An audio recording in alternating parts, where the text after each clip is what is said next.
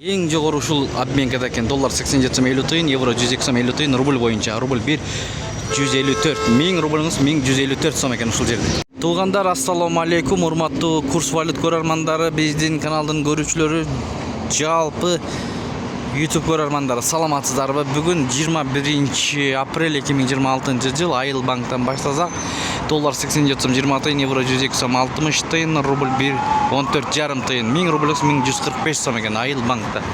Биз менен болуңуздар, анда эмесе дагы көргөзүп беребиз. Каналды колдоп тырс лайктардан басып көрүп туруңуздар. Мынакей рубльдүн өскөнү байкадыңыздар, туугандар.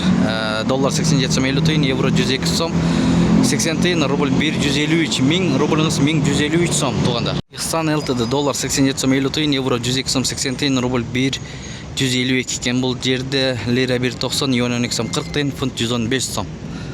Эко Исламик банк доллар 87 сом 30 тыйын, евро 102 сом 40 тыйын, рубль 1 14,5 тыйын.